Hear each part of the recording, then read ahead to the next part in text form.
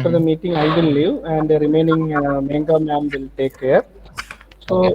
So, good afternoon to one and all, dear faculty team and dear students and outside participants. Very good afternoon to one and all. Let me introduce, first of all, I welcome all the faculty team and all the outside participants and students to join this webinar today. And first of all, I would like to introduce our resource person of Mr. Amit Narayan Yashwant Rao. He is basically from Pune and Maharashtra, and but he is working in USA, and the company it is the program developer of cost autonomous large company in USA. He is working there as a robotic software develop engineer.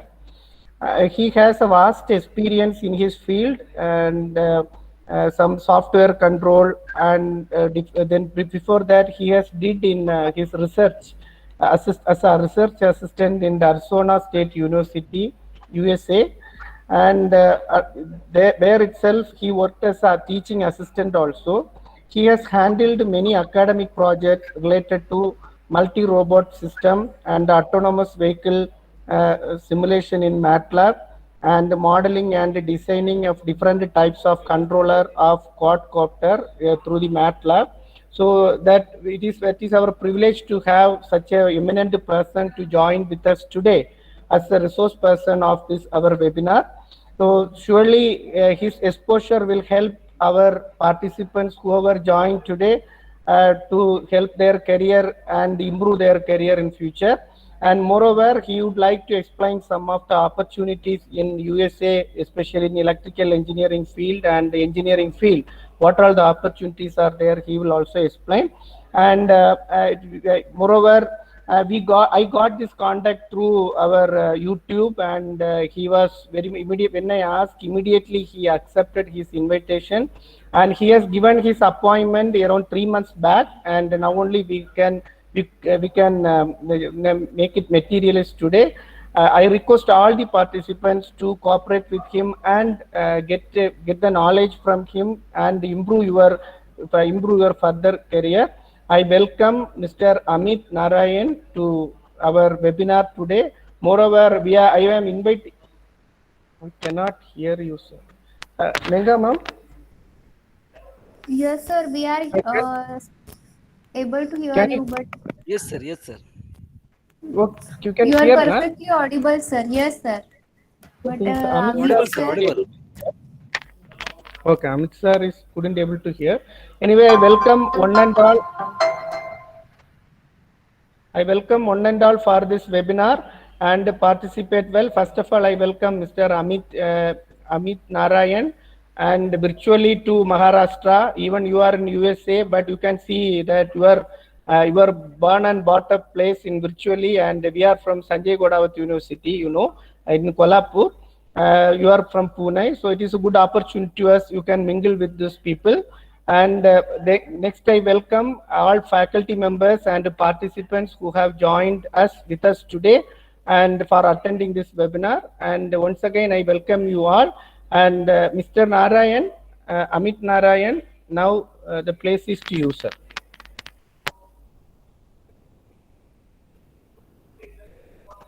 hello, sir. Amit Amit, Narayan, sir. Amit, sir, I think he is saying some signal problem. He is sending words, sir. Okay, sir. We will wait for Okay. some minutes. 1 minute.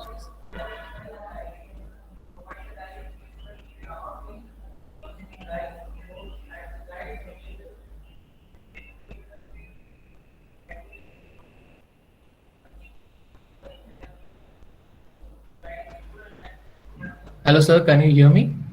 Yeah. Yes, sir. We are very clear. You can continue, sir. Hello. Hello, Sir, sir. You you are can say perfectly audible now. You can start your session. Hello. I think Hello, he sir. couldn't able to. Yes, Um, he couldn't able to hear us. we will put message on. I am now messaging. Huh.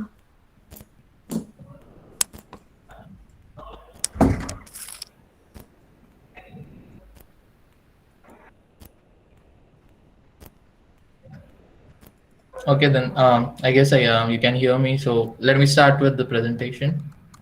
Okay.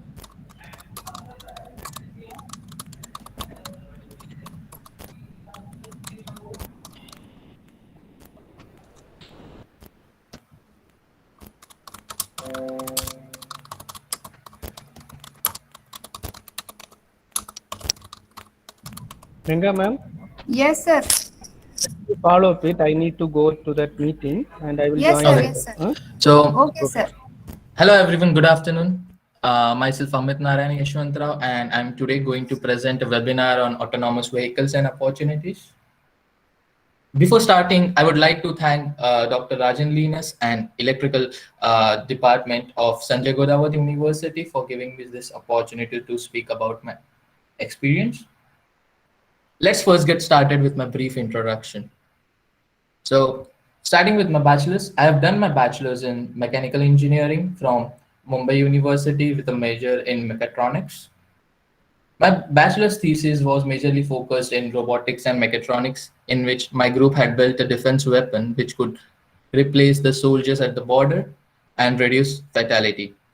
My project was a portable sentry gun, which, if kept at the border, would scan the whole area around it, as well as if any soldier comes in that area, it starts shooting at them automatically. Moving on to my master's degree, I completed my master's in robotics and autonomous systems from Arizona State University with a focus on autonomous vehicles and technology. Currently, I'm working as a robotics developer engineer at Coast Autonomous. So, to give a brief introduction about my company, Coast Autonomous is a self-driving car technology company which provides mobility solutions to move people and goods at appropriate speeds in urban and campus environments. We have many autonomous vehicles like the P1, flatbed, golf cart, and also a truck around which is yet to be announced, which are provided to the clients according to their needs and their systems. I would like to talk about the group which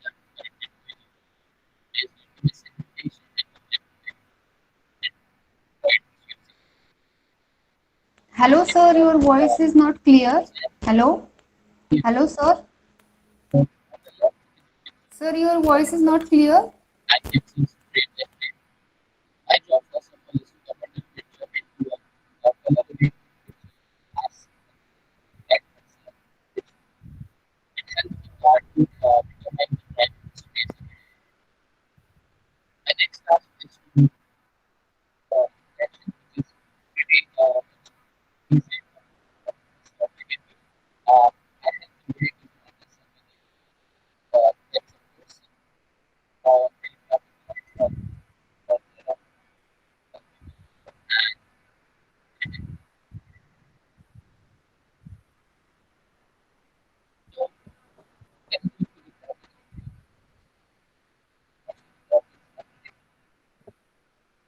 Hello, sir.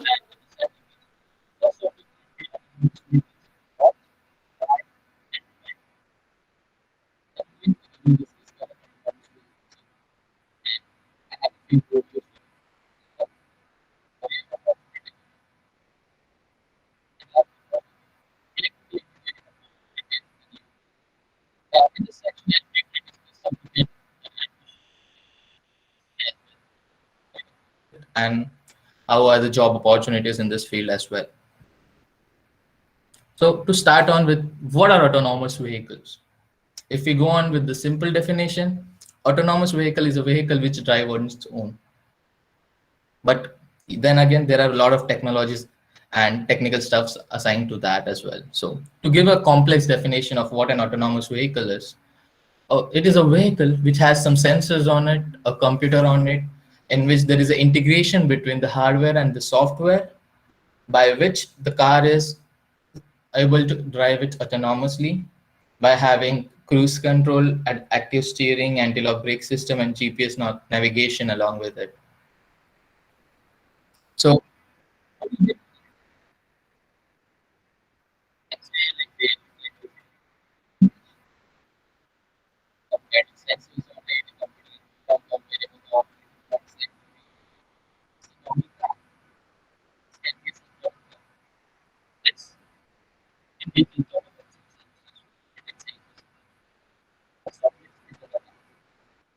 It is used to detect and track distance, direction, speed of other objects moving around. When using a radar, its performs work in very extreme conditions like foggy situations, heavy rain, mirage situations. Even if you are that's what we use. But then again, it's not useful in detecting objects or segments and that's it is a very accurate subset used for safe and comprehensive training and it gives 3D representation of an object. For example, if we are sitting in an autonomous car and there is a car in front of us, the LiDAR sensor helps us to give us the distance between these two cars so that it can use this information in case of like, for example, the car in front of us suddenly stops. So the distance between this car can be used to calculate the required amount of braking as well as the deceleration. So this is the use of LiDAR.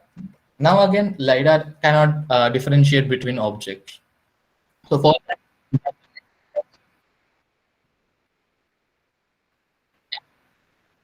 cameras have high resolution lenses, objects, and traffic signals, and then car accessibility.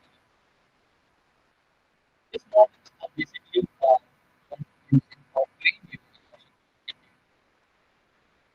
but then again, cameras have been up to recent in technologies.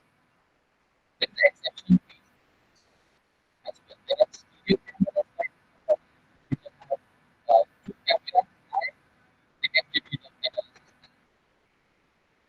But camera do feel like extreme weather conditions.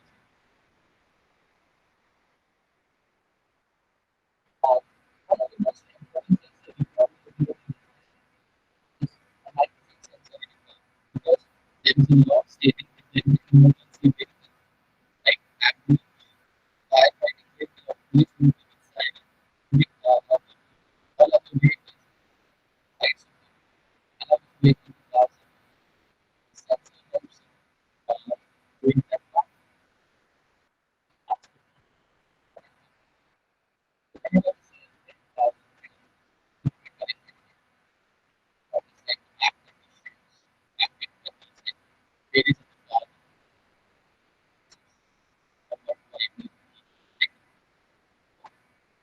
I mean, all these sensors and buildings, the self-driving car finally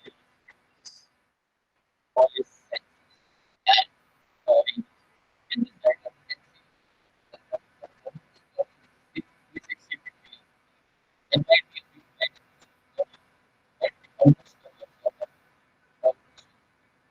This is necessary for the view this becomes so let's talk a bit about the autonomous vehicle pipeline.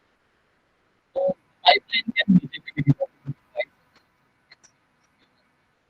Computer vision, sensor fusion, visualization, uptime, and computer vision is how we use we need to demonstrate the power of vision by which we handle the car basically with it has eye and brain. We use the eye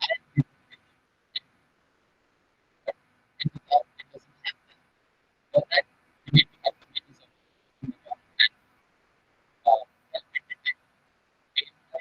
and help it detect pain lines and track other vehicles. This is what we need.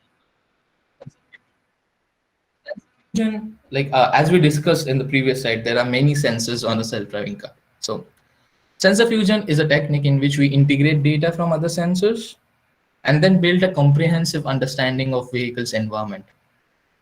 So every sensor has its own pros and cons. As camera cannot be used in bad weathers, the LiDAR cannot detect objects, and radar also cannot detect object or depth estimation. So a combination of all these sensors fused together gives us a understanding of the dynamic environment pretty well. And the autonomous vehicle does well in various weather conditions as well.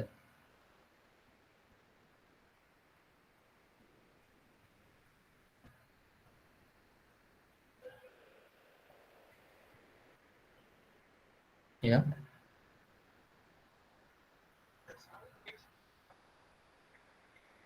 Okay.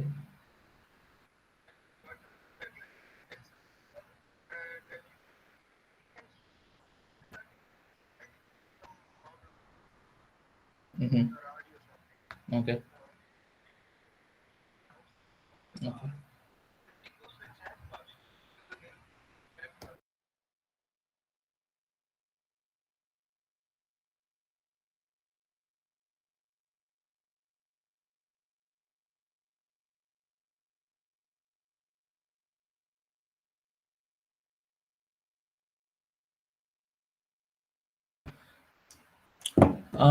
I just received a call from the HOD stating that my voice is not clear. Sorry about that. I don't know. There might be some latency issues with Google Meet as I'm over here in US and the seminar is going back in India.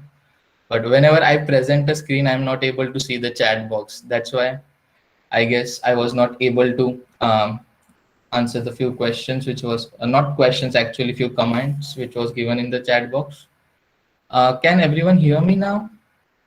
Yes, sir. Now you are perfectly audible. Or it's still inaudible or like not Yes, able to now hear it? now it is clear, sir. Hello. It is clear, Okay. sir, now. So um, do you want me to start again or do you want me to Yes, sir. continue? Yes, sir. You can continue.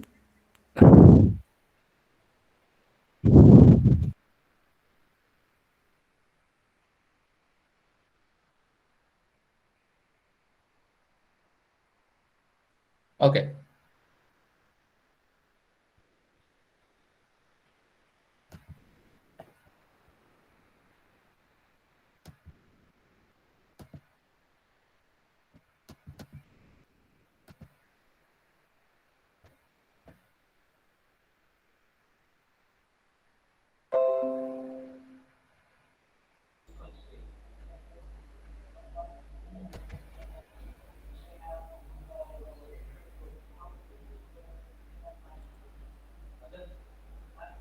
Minda ma'am, Ha, sir. Okay. the issue So solved? let's start with Yes, the yes, sir. Now autonomous it is vehicles clear. pipeline again.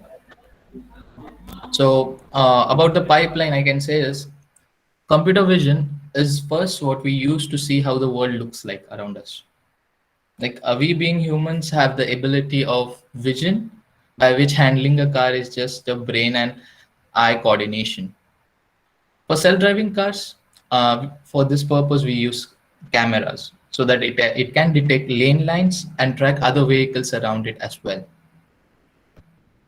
The next part of this pipeline is how we integrate all these sensors, because as we saw, there are some sensors which do not perform well in extreme weather conditions. There are some sensors who don't have depth analysis. There are some sensors who cannot detect objects. So for this we need a good integration of all the sensors, and so that we have a good understanding of the dynamic environment around us, because these measurements are very useful and important in a self-driving car. The third part of the pipeline is localization. So localization, to briefly explain, is like to locate where we are in the world. So how do we do that? For example, is whenever we get out of our house, we see the environment around us. If we want to go to our office, we know our office. We basically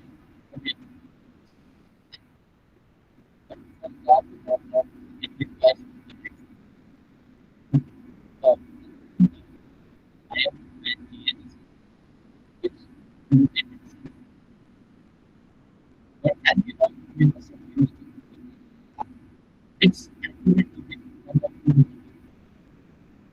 it's very difficult. Because, for example, if you can say we are no accurate system that we can what we are for this sophisticated utilization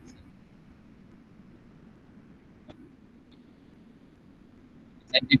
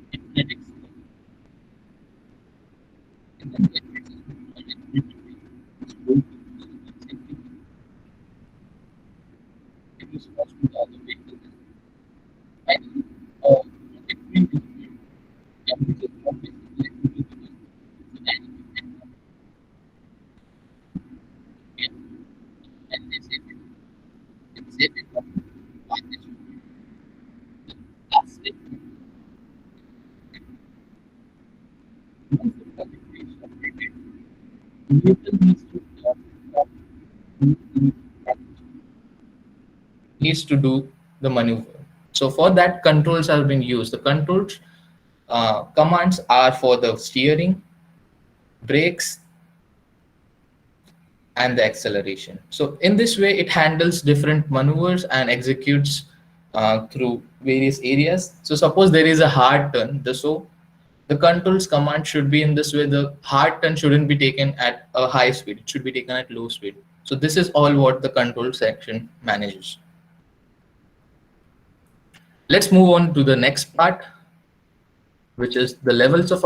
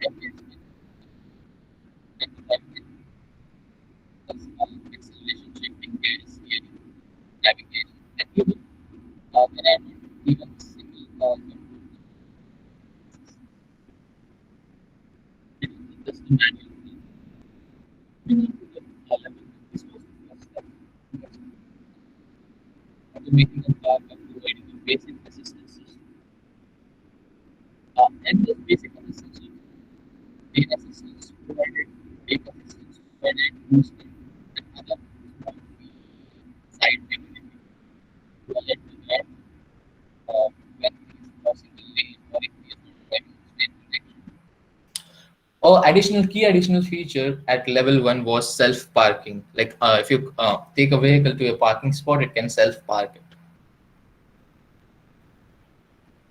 So to briefly conclude, level 1 has some kind of functions which can provide you good steering, acceleration, and deceleration. But still, you can rely on the car. You need to have a supervisor. So the next level is the level 2. So level 2 was a big step in autonomy, as the steering, acceleration, and deceleration was totally handled by the car, and there was no human input required for that. The examples of level 2 autonomy currently supported in Tesla's vehicles, which are autopiloted and self-pilot vehicles. Moving on to the level 3. Level 3 autonomy is the self-driving car and things which are sort of with the dynamic network, which are monitoring the handling the acceleration speed and monitoring this all other vehicles. In level 3, the self-driving car can be not supervised on board, but the brakes control the car in some bottleneck situations. So the current highest level ever in this system car can perform every task on its own. But then again, I'm not 100% convinced, because there can be some rare case scenario in which the car has not been yet trained. So there can be situations where it can't completely overcome the situation. So a human supervisor is required. Good example of this which have been driven in Arizona and California, and it's been open to people to have a ride from one spot to another, obviously with a supervisor on it. So the last level, which is the level 5, is the goal of the self-driving car industry. Many companies have been trying to achieve this goal, but none have been successful yet. Why?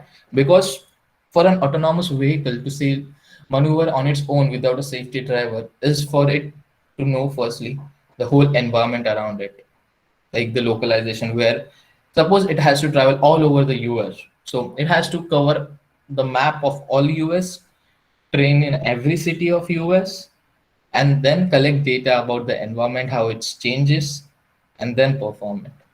So it involves a lot of training and having data stuff, but it's for the future, of course. Might take a few years.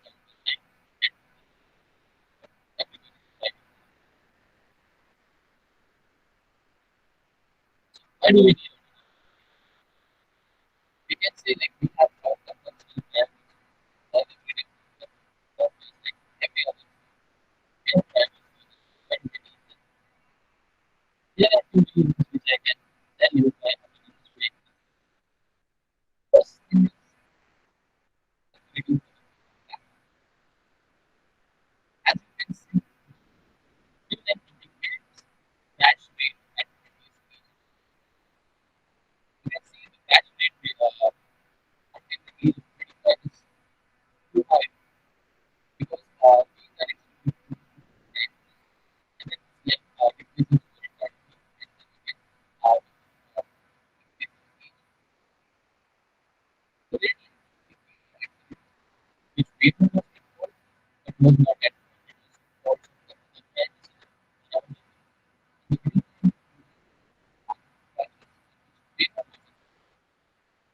can say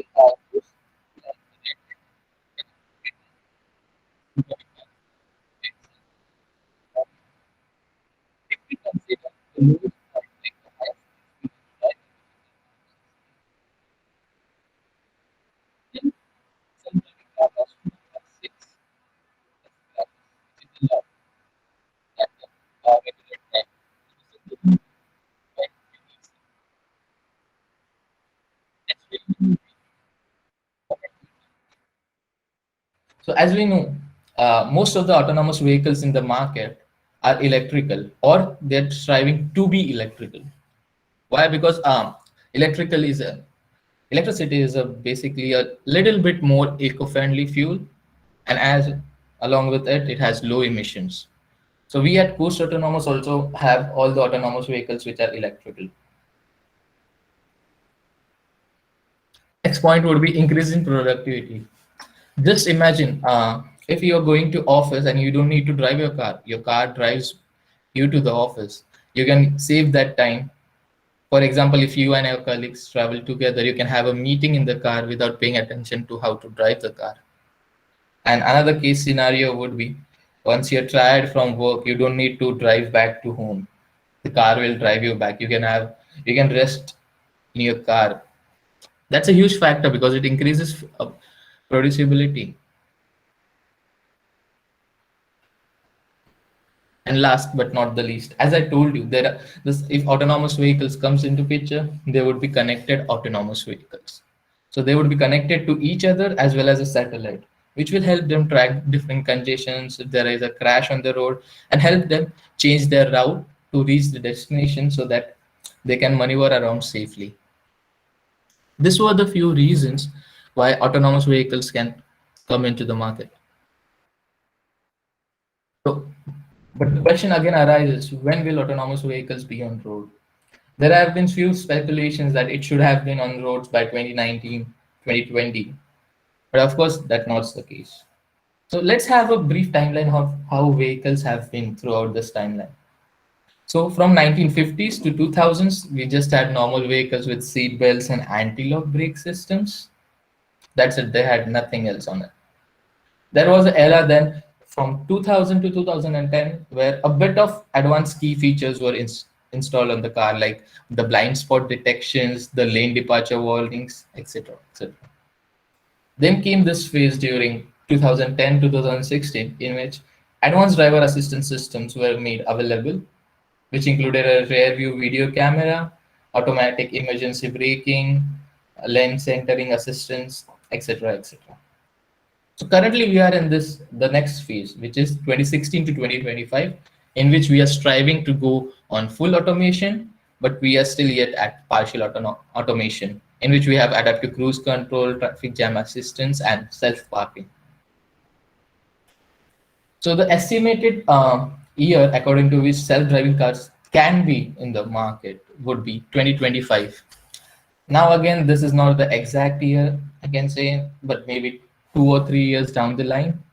More than that, we can have autonomous vehicles with highway autopilot on it. So before going to the next section, I'd like to stop you and ask you whether doubts regarding what are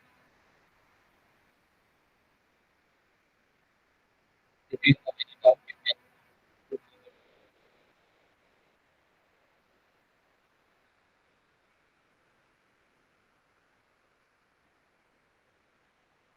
Yeah, I stopped the slide.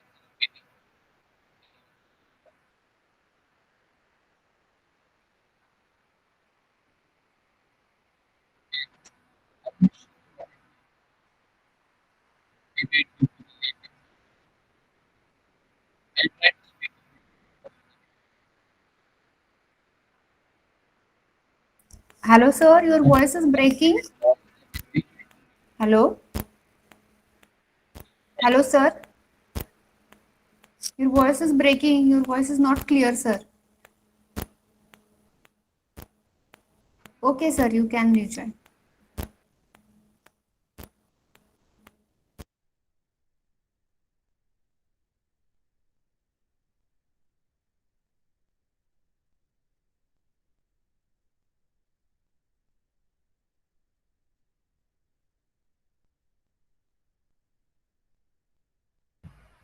Can you hear me properly now? Yes, sir. Your voice is clear. Okay. Okay. So if anyone has any questions to the slides I presented before this, you can go forward and ask me, or else I'll just continue on to the next slides. Sir, one student raised question. He want to repeat what you said. Okay. Can you tell me which part you want me to repeat? You can type it in the text box so that I can explain. Or Naman if you Gupta, you can write your query in chat box. What you want to repeat? Naman Gupta, which part you want to repeat? You can write there so that sir can share that part. The last thing you said before leaving the call. Hello, sir. Okay, yeah. So it was on the timeline about autonomous vehicles. So yeah, just give me a second and I'll start sharing the screen again. Okay, sir.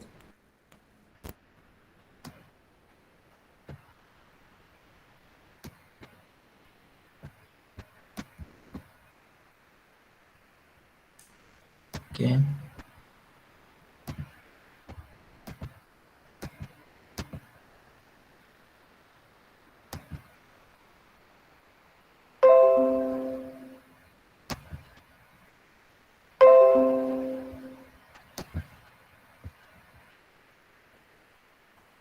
Ma'am, feel free to stop me if you're not able to hear me. Yes, sir. I can. Yeah, you just can unmute yourself because when I present, I can't see the screen with the Sir, messages. yes, sir. Yes, sir. I will tell you when your Yeah. voice is breaking. Okay. So let's start with this section again. So this was the timeline uh, from which like the vehicles came into market. So there was a brief era in 1950s to 2000 where just vehicles were introduced into the market and people were like bamboozled by it, like how do these things run? So these systems had just anti-lock brake systems and seat belts on it. That's it. Then there came a phase in which the vehicles had a little bit of advanced safety features in it, like blind spot detections, lane departure warnings, etc., etc. So then during this phase, a lot of research was done for the next phase, which was going to come into picture, which was from 2010 to 2016, in which advanced driver assistance system was built. Like we have a rear view video system in which we, while doing a reverse, we can have a video output of the surrounding as well as traffic centering and traffic alerts as well. From 2016 to 2025, which is the current phase. So in this phase, we have adaptive cruise controls and self-parking, for example, which have been a very difficult thing to do at the previous era, which was 2010 and 2016. But right now, it's very possible. In this field, we are currently striving to do and reach the full autonomy state, in which for that, if we want to have a full autonomy in US, we have to map all over the US, and the car has to know all the systems and all the bottleneck conditions. So which involves a lot of data, because if you have all sensors built up on a self-driving car, the time at 1 second, the data recorded is in gigabytes. Like per second, you record gigabytes of data. So managing that data and keeping a track of everything, it will take some time. But it's briefly estimated that by 2025, self-driving cars might be in the market. There is not a foolproof guarantee. It might be 2 or 3 years more down the line, but this is when the timeline suggests that self-driving cars would be in the market. Let's move on to the next slide, which is current autonomous vehicles on road. So when the name autonomous vehicles comes into picture, the first thing which come into mind is Tesla, of course. Everyone knows what a Tesla is. It's a self-driving car company with CEO Elon Musk, who has been done a lot of great things in the autonomous vehicles department. They are like the way ahead in terms of autonomous vehicles. The next thing which comes into picture is Waymo. So Waymo have the testing going on of the vehicles in Arizona and California, in which they drive vehicles on dynamic environment roads in which normal driving traffic is also been involved. Of course, they have a supervisor on them to keep a track of the situations. I'd like to mention GM Cruise as well. So GM Cruise was a company which was affiliated to General Motors at first, but then in the last few years, it started to work independently and has been doing great wonders in the field of self-driving cars. They have been training their self-driving car in California through the various slopes and the hilly areas of over there, so that it can perform in any kind of situation. So I would like to mention a few coast autonomous vehicles which we currently have as well. As you can see in the picture on the left hand side right now, you can see autonomous shuttle, which is called as a P1, and we have this shuttle running at the University of Central Florida, which is a very big university in Florida, wherein which we have 3 vehicles running over the campus, in which it delivers students from one spot to another. So as you can see now, the video has started. The students enter the autonomous vehicle, the door closes on its own, and then there is a big screen in front of them. They can select a station where they want to go, and the vehicle moves on its own. Doesn't it sound amazing to have such kind of a thing at your university or your college, having autonomous vehicles to deliver you from one lecture hall to the another? So this is how this thing operates, as well as we have a future project which we are going to install in November at the University of Central Florida, which is in Tampa. There we are going to operate 3 shuttles as well. Next is a video demonstration at the New York Times Square. The Times Square, who doesn't know it. So this was our first autonomous vehicle in the market. So there were a few video interviews, and a few lucky people got a ride of an autonomous vehicle. So you can see inside this autonomous vehicle, there is no steering. It just moves on its own. This was the very successful demonstration which was given at New York Times Square. Let's move to our second vehicle, which is a golf cart. So before going to the video of the vehicle, I'd like to briefly talk about the video on the top. So I was talking about mapping the environment. So this is how a map looks like for a self-driving car. So this is a map of a racetrack in Florida. So we have mapped this racetrack. So you can just see the racetrack. You can see the environment around. So for a self-driving car to maneuver in this whole environment, we need a map of whole world in this way. So as you can see the golf cart over here, 2 people are sitting at the back having a chat, and the golf cart is driving on its own. And again, it doesn't have a steering, neither any acceleration pads or brake pads on it to manually maneuver it. It just drives on its own.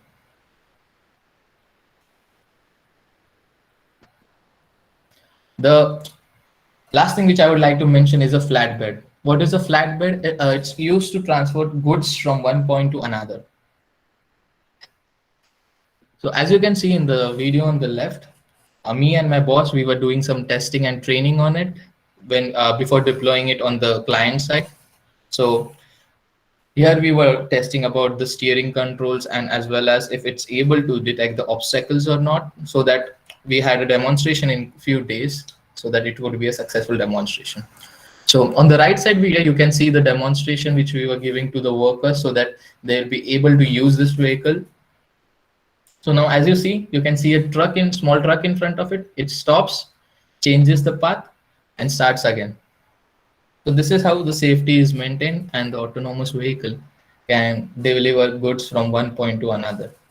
This vehicle has a steering, but you can see it moves on its own. So it's like quite a fascinating thing in the market of self-driving car right now. So career opportunities in autonomous vehicles. So the engineering disciplines which I've mentioned in the slides are the engineering disciplines which can have a job in autonomous vehicle industry. Let's talk about mechanical engineers. What they do in autonomous vehicles? So they are responsible for designing the chassis, the overall car, the suspensions, every mechanical part of it has been done by the mechanical engineer. What does the mechatronics engineer do?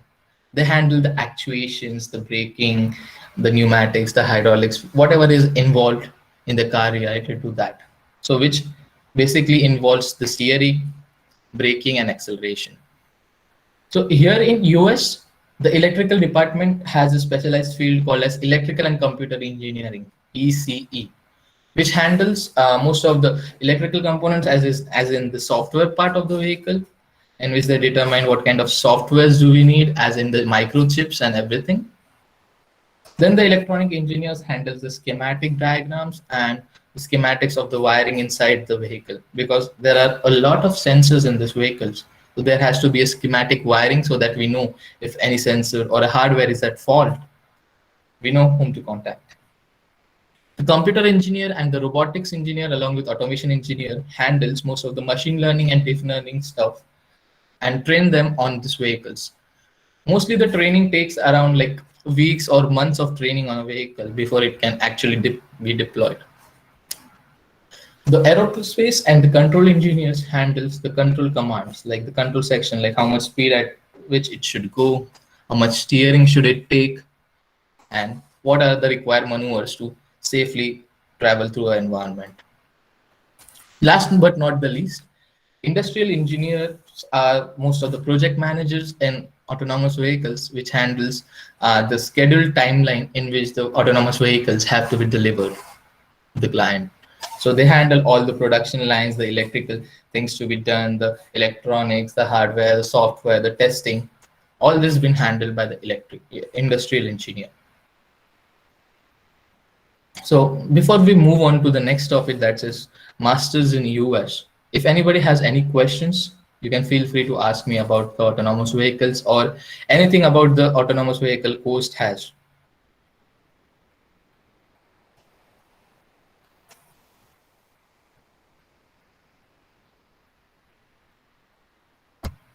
Does anybody have any questions?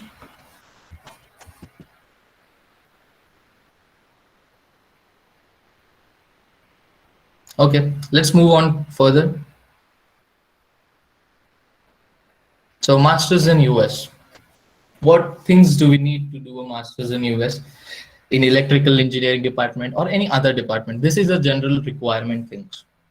So the requirements can be first a good GPA, a really good GPA. But when I say we need a good GPA, it doesn't mean that you need a 10 on 10 pointer. Any GPA around 7 to 7.5 pointer is good to get into any university in US, any high level university. That doesn't mean if you have a pointer less than 7, you can't land up. I'm talking about the high, like the top 50 universities in the world. This GPA could help you. But then again, you need the other requirements as well, which are Sir, your presentation is not visible. Okay. Okay.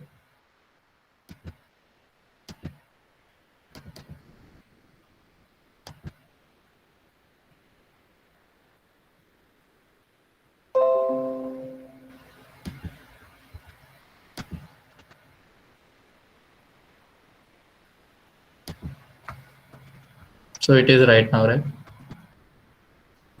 Yeah. So as I said, the good GPA. And the second thing is GRE exam.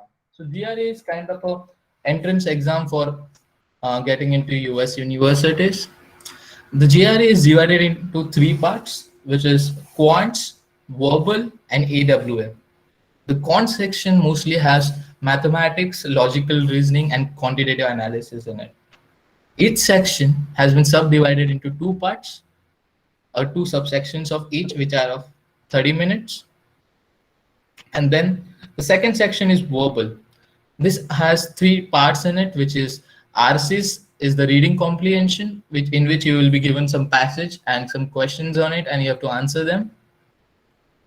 Then there is sentence completion and text completion, in which there would be a sentence given to you based on a paragraph or like a general sentence, and you have to include complete the sentence. That's it. All these exams are like multiple choice until the last section, which is AWM. In AWM, you have to write 2 essays, which on the topics which will be given on the spot. You will be having half an hour to write that essay. But then again, the topic would be pretty vague, and you need to be pretty good at that to do well. The next would be TOEFL examination or IELTS. So TOEFL and IELTS are one and the same, just the mode of delivery is different. This is an English requirement test. So what does TOEFL and IELTS have? It has 4 sections in it, which are reading, speaking, listening, and writing. They see all these 4 aspects of a candidate and then give a score around that. So every section has again 2 sections in it, in which a reading section you will have some passages and a time limit, and you have to answer the questions. The listening is like your audio will be played, and you will be given some headphones. You have to listen to the audio, and after the audio has been done, the questions would be displayed, and you have to answer the questions. This tests your listening skills. Speaking. So what happens in speaking is you'll be given a topic on spot. You'll be given 30 seconds to rehearse or practice, and then after 30 seconds, you have to just speak on that topic, whatever you feel. And last, the writing section, in which again you'll be given a topic and you have to write on it. Next most important thing, I feel not the next most, it's the most important thing in the whole application process for masters in US. It is the statement of purpose. So what is the statement of purpose? It is a statement in which you indicate why you want to do this master's degree or any kind of a degree. So let me give you an example. I did my bachelor's in mechanical engineering and then my master's in robotics. So in this statement of purpose, I had to justify my reasoning. Why do I want to do this transition from mechanical to robotics? How am I capable, and how will I do good in this? So what happens for the statement of purpose is, this statement of purpose is mostly read by the application manager or the professors at university. And the first round of rejection is done with scanning the statement of purpose, seeing if the student is really capable or has what it requires to do that particular degree. The next thing is letter of recommendations. The letter of recommendation is a letter which we obtain from a higher authority under whom you have worked. For example, a faculty at universities or a manager at work. So what this letter of recommendation has in it has a brief information about yourself, stating like how you were at work, how are your leadership skills, collaborative things, and time analysis, like how do you work in a high pressure time environment. So this is a letter written by the professors and the manager, and then this letter is submitted with the application to the university. And after your application has been processed, the university again sends an email to the recommender to rate you on a scale of 10 to various different questions. As I said, the leadership qualities, time analysis, and pressure working. Last but not the least, a good resume. So what kind of resume or CVs which we have in India are, we have a 2 to 3 page resumes. But that's not the format which is followed in US.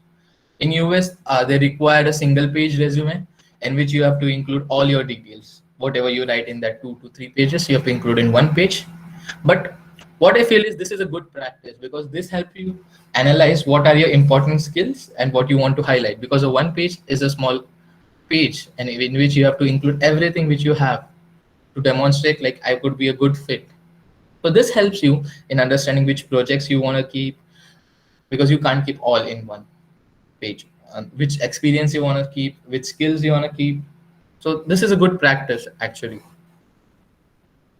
So anybody has any questions regarding what is the admission process for getting an admission in US universities? You can feel free to ask me. You can even unmute yourself and just ask a question to me if you want. Hi, Amit. I have a question. Yeah. So, how important is it to have a few projects done on the field that you want to work in during your masters, or in particular, if you have an idea of what you want to do as a research project during your master's program, do you need to have some background before? Yeah, actually, this is a very good question. So whatever you want to do in masters, you should have a brief understanding or some projects done under your belt during your undergraduation, or how some people work is they do their undergraduation, they work for some time and then they go for masters. So either at your work or during your undergraduation, you should have some projects under your belt justifying that you would be a good fit for the degree which they have displayed on their website. So yeah, the projects are very much required. Sure. Thank you. Any other questions? Sir, what about extra co-curricular activities? Yes. Thanks for asking that question. I had missed that point. So extracurricular activities along with the regular studying stuff is also very important. Every aspect is considered when you apply to a US university. So any social activities you do, any NGOs you participate in, any Rotaract clubs, that's considered. If you are a good sports person and you include that, that's also considered, because sports is a very important factor for universities over here. It's like you represent the university, so they want you to be good in all these aspects. So yeah, along with your studies, the social aspects determine. So how it works is, for if you want to go to a university which is, for example, in the top 20 and a university which is in the top 50.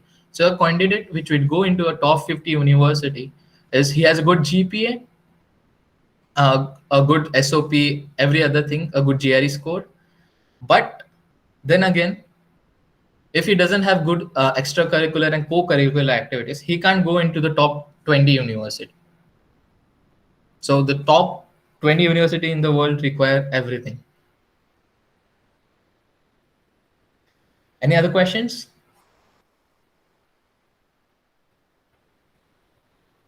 Sir, is the work experience mandatory? Yes, of course, work experience matter, but if you have it in the relevant field. So suppose if you're going for electrical engineering and you have experience in some managerial work stuff or like management based project head, then that won't help. But if you have experience in proper electrical engineering, that is a really plus.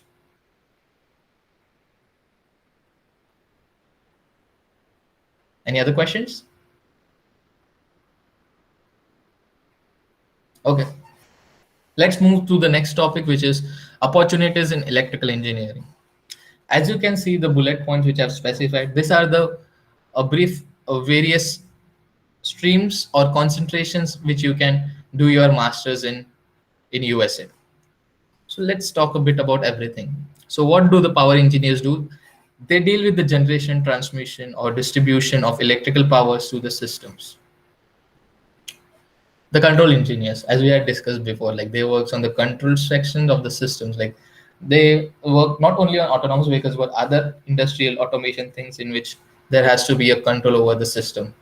For example, a good example would be how your AC works at your home. If you want to have a 24-degree temperature at your home, the AC adjusts accordingly. If the temperature of the room goes a bit high, it gets it down. If it goes a little bit low, it gets it back to 24.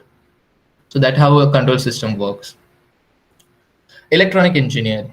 This involves utilization of non-linear and active electrical components to design like electric circuits and their systems. To briefly talk about it. Microelectronics. So the field which is booming currently is used to design and develop new microchips and semiconductor devices. So for example, to give you about, like, just think about what kind of TVs do we have in the 2000 era. That is just the start of 2000 areas. They used to be huge in size. But as we can see right now, the TVs, the computers, every damn thing has been so small. All credit goes to the microelectronic engineering. Signal electronics, this involves mostly analysis, interpretation, and manipulation of signals. They also do the signal processing part, which is a key backbone of machine learning. Telecommunication engineers. They are responsible for designing and overseeing network technologies and their integration with the system. For example, telecommunication engineer working in an autonomous industry or any kind of industry should have an understanding of CAN bus, how to deliver information from a sensor to the software. That's what they do. Instrumentation engineers. These engineers have specialization in the principle and operation of measuring instruments, with which involves designing of it, configuration of it in autonomous systems like pneumatic domains, electrical domains. Computer engineering, as we all know, they handle all the machine learning, deep neural, AI stuff. And they're including in electrical as well. Last but not the least, electro-optical engineering. This engineering involves components or devices which are used in the system and are operated by propagation or interaction of light. This definition is pretty same for photonics as well. Like they deal with what you have to deal is light. So we all know what is fiber optics, right? The internet which we receive, it's been received by the fiber optics. So these are the engineers who take care of that. So job opportunities in US, in basically in the electrical or any kind of master's degree. So if you do a master's in a STEM program, what is a STEM program? A STEM program means an abbreviation of science, technology, engineering, and management. So every engineering degree comes under this. So after you're done with your master's, you can work in US up to 1 + 2 years. So why do I say 1 + 2? So the 1 year is for OPT, which is called as the optional practical training, which you can do. And the +2 years are the STEM extension, which we get if we do a master's degree under the STEM program. During this stay, we can also apply for a H-1B visas, which can allow you to further stay and work in US. The H-1B visa is a lottery system, as you all might not know. It is a lottery system in which your company files it for you, and via lottery, only 65,000 visas are picked every year, plus a 20,000 for master's student exemption, like 20,000 extra for master's students. So this visa, but it is almost a luck-based system because a machine picks up your ticket. That's it. You can stay up to more 6 years in US using the H-1B visa if your company wants you to do. So while you are studying your master's in US, students can do internship after they have completed 1 year at the college, and they can do an internship along with their studies up to 1 year maximum. They're allowed to do it at max 1 year. So the master's is of 2 years. For the first year, you have to be in academics. But in second year, you can do a company internship in which you can get paid for as well as study accordingly. So the top hiring companies in electrical department, everyone knows them: Intel, Nvidia, Microsoft, etc. This electrical department, especially the semiconductor fields, are like really booming around. So thank you everyone for listening to this webinar. If you have any question further, please do let me know.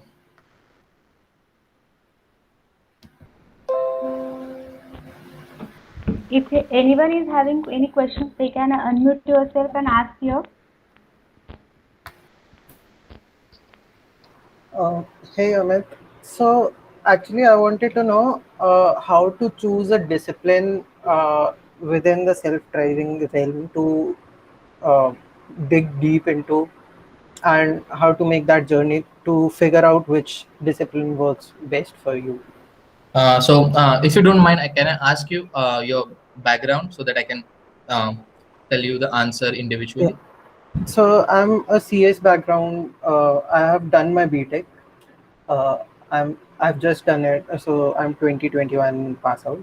So I'm figuring out how to dig deep into a particular domain so that I can be sure what to do. Mhm. So a good start for you can be doing some online courses which are present on the platforms such as Udacity, Coursera. So when you do these courses, you get a basic understanding. Like obviously they are difficult things to do, but when you do a difficult thing which is of your interest, you can dedicate more time to it. So when you dedicate more time to a particular thing, that's what you want to do in your career. So it can help you understand that way. Plus, what you can do is you can, when you select a stream, for example, if you select computer engineering for your masters, what you can do is have 2 to 3 specialization in your mind, like in which field you can do. And then after you come over here, you can have a discussion with your professor, understand actually what that domain is, like what research has been going on in that university and which might interest you, and then decide. So having a broader idea that I want to work on self-driving cars and I want to do a computer engineering course, that is enough to get into a master's program, and then I could figure out the actual specialization. A broad idea would be to understand which field of self-driving you should go in, because those fields which I mentioned in the pipeline, they have their subfields as well. Like for example, computer vision, there is traditional computer vision, and then there is a deep neural networks and machine learning computer vision as well. So you can take your understanding, like that department is called as perception. So you can take perception in your mind, and then perception can be using LiDAR sensors, it can be using camera sensors or radar sensors. So you can distribute your thinking after you come here, but you should have like perception, localization, path planning, controls, either of them in your mind. Okay, cool. Any other questions? Any other question? They can unmute themselves and ask here. Otherwise, you can put your question in a chat box also.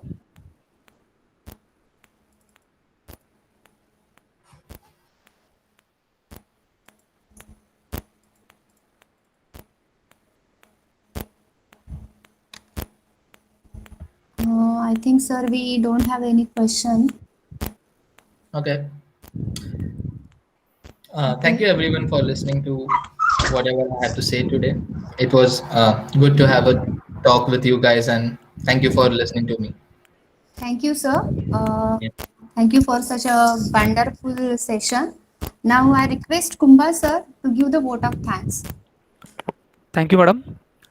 Hello, everyone. I am Anand Kumbhar, working at Sanjay Godavat University. I take this opportunity for propose vote of thanks. On behalf of Electrical Engineering Department and Sanjay Godavat University, I am very much thankful to Amit sir from USA. Thank you very much, sir, for sharing your valuable time with us and sharing various views regarding the autonomous vehicles. Then what are the various functions done by the autonomous vehicles and what is the future of the autonomous vehicle. Thank you very much, sir, once again. Also, I am very much thankful to our higher officials, Vice Chancellor Arun Patil sir and Registrar sir N.K. Patil sir, for permitting us to conduct this webinar. I'm also very much thankful to our HOD, Dr. Rajin M. Linus sir, and Coordinator ID Farne sir for conducting this a wonderful webinar on autonomous vehicle and opportunities. Lastly, I am very much thankful to all teaching, non-teaching staff and all the participants for making this webinar a successful one. Thank you once again. Thank you very much. All are requested to fill the feedback. The feedback link is posted in the chat box. So all are requested. Please fill the feedback form. Thank you once again. So I declare that the session is over now, and all of you fill the feedback form.